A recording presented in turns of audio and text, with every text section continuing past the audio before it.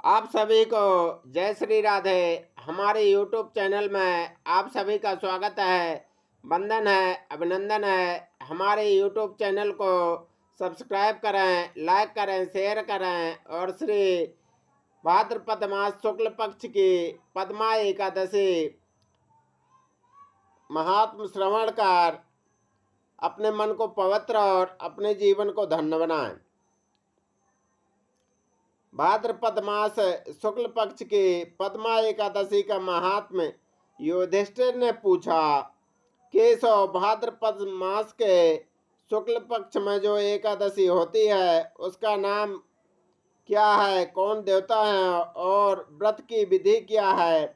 भगवान श्री कृष्ण बोले, राजन, इस विषय में तुम्हें आश्चर्यजनक कथा सुनाता हूँ जिसे ब्रह्मा जी ने महात्मा नारद जी से कहा था। नारद जी ने पूछा, चतुर्मुख ब्रह्मा जी, आपको नमस्कार है। मैं भगवान विष्णु की आराधना के लिए आपके मुख से यह सुनना चाहता हूँ कि भाद्रपद मास के शुक्ल पक्ष में कौन सी एकादशी होती है। ब्रह्मा जी ने कहा, मुनि श्रेष्ठ, तुमने बहुत उत्तम बात पूछी है। क्यों ना हो, वैष्णव जो ठहरे भादों के शुक्ल पक्ष की एकादशी पद्मा के नाम से विख्यात है। उस दिन भगवान ऋषिकेश की पूजा होती है। यह उत्तम व्रत अवश्य करने योग्य है। सूर्यवंश में मानधाता नामक एक चक्रवर्ती सत्य प्रतिज्ञ और प्रतापी राजर्षि हो गए हैं। वे प्रजा का अपने और पुत्रों की भांति प्रेम पूर्वक पालन किया करते थे। उनके राज्य में अकाल नहीं पड़ता था, मानसिक चिंताएं नहीं सताती थीं और व्याधियों का प्रकोप भी नहीं होता था। उनकी प्रजा निर्भय तथा धन धान्य से समृद्ध थे। महाराज के कोष में केवल न्यायोपार्जित धन का ही संग्रह किया गया था। उनके राज्य में समस्त वर्णों और आश्रमों के लोग अपने अपने धर्म में लगे रहते थे। मानधाता के राज्य की भूमि कामधेनु के समान फल देने वाले थे। उनके राज्य करते समय प्रजा को बहुत सुख प्राप्त होता था। एक समय किसी कर्म का फल भोग प्राप्त होने पर राजा के राज्य में 3 वर्षों तक वर्षा नहीं हुई। इससे उनकी प्रजा भोग से पीड़ित हो नष्ट होने लगी। तब संपूर्ण प्रजा ने महाराज के पास आकर इस प्रकार कहा। प्रजा बोली, नृपश्रेष्ठ, आपको प्रजा की बात सुननी चाहिए। पुराणों में मनीषी पुरुषों ने जल को नारा कहा है। वह नारा ही भगवान का आयान निवास स्थान है, इसलिए वे नारायण कहलाते हैं।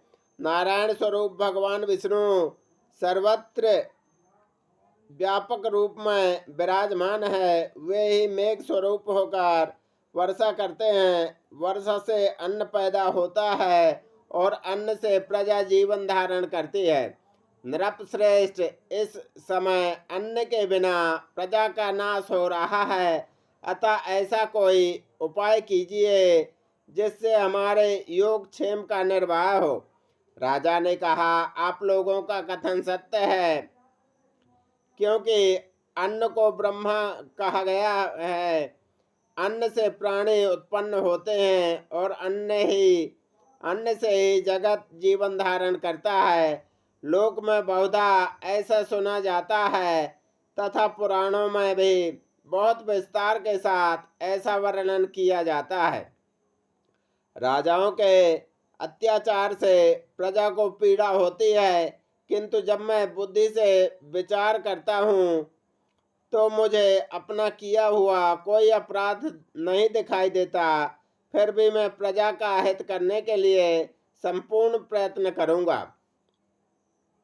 ऐसा निश्चय करके राजा मानधाता इन्हें गिने व्यक्तियों को साथ लेकर विधाता को प्रणाम करके सघन वन की ओर चल दिए।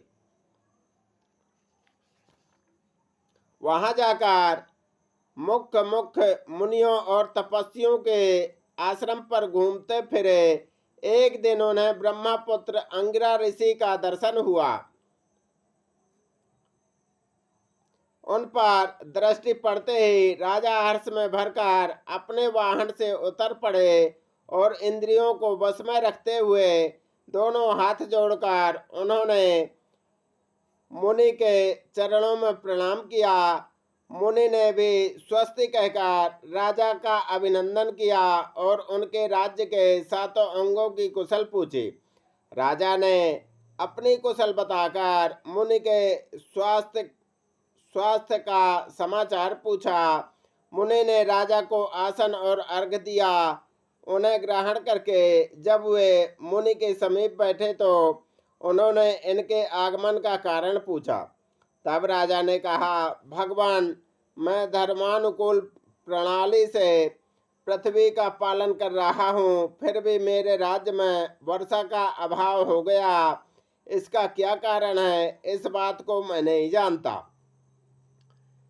ऋषिकेश बोले, राजन, यह सब युगों में उत्तम सतयुग है। इसमें सब लोग परमात्मा के चिंतन में लगे रहते हैं तथा इस समय धर्म अपने चारों चरणों से युक्त होता है। इस युग में केवल ब्राह्मण ही तपस्वी होते हैं, दूसरे लोग नहीं। किंतु महाराज, तुम्हारे राज्य में यह शूद्र तपस्या करता है, इसी कारण मेघ पानी नहीं बरसाते। तुम इसके प्रतिकार का यत्न करो जिससे यह अनावृष्टि का दोष शांत हो जाए। राजा ने कहा, मुनिवर, एक तो यह तपस्या में लगा है, दूसरे निरपराध है, अतः मैं इसका अनिष्ट नहीं करूँगा। आप उक्त दोष को शांत करने वाले किसी धर्म का उपदेश कीजिए। ऋषि बोले, राजन, यदि ऐसी बात है तो एकादशी का व्रत करो। भाद्रपद मास के शुक्ल पक्ष में जो पद्मा नाम से विख्यात एकादशी होती है, उसके व्रत के प्रभाव से निश्चय उत्तम वृष्टि होगी। नरेश, तुम अपनी प्रजा और परिजनों के साथ इसका व्रत करो। ऋषि का यह वचन सुनकर राजा अपने घर लौट गए। उन्होंने चारों वर्णों की समस्त प्रजाओं के साथ भादों के शुक्ल पक्ष के पद्मा एकादशी का व्रत किया। इस प्रकार व्रत करने पर मेघ पानी बरसाने लगे, पृथ्वी जल से आप्लावित हो गई और हरी भरी खेती से सुशोभित होने लगी। उस व्रत के प्रभाव से सब लोग सुखी हो गए। भगवान श्री कृष्ण कहते हैं, राजन, इस कारण इस उत्तम व्रत का अनुष्ठान अवश्य करना चाहिए। पद्मा एकादशी के दिन जल से भरे हुए घड़े को वस्त्र से ढककर दही और चावल के साथ ब्राह्मण को देना चाहिए। साथ ही छाता और जूता भी देने चाहिए। दान करते समय निम्नांकित मंत्र का उच्चारण करें। नमो नमस्ते गोविंदे बुध श्रवण संगिका अघोघ संक्षयं कृत्वा सर्वसौख्य प्रदो प्रभो भुक्ति मुक्ति प्रदश्चैवालोकानां सुखदायका। बुधवार और श्रवण नक्षत्र के योग से युक्त द्वादशी के दिन बुध श्रवण नाम धारण करने वाले भगवान गोविंद, आपको नमस्कार है। नमस्कार है। मेरी पाप राशि का नाश करके आप मुझे सब प्रकार के सुख प्रदान करें। आप पुण्यात्मा जनों को भोग और मोक्ष प्रदान करने वाले तथा सुखदायक हैं। राजन, इसके पढ़ने और सुनने से मनुष्य सब पापों से मुक्त हो जाता है। बोल वृंदावन बिहारी लाल की जय। पद्मा एकादशी माता की जय। श्री राधे श्री राधे राधे श्री राधे श्री राधे श्री राधे राधे श्री राधे।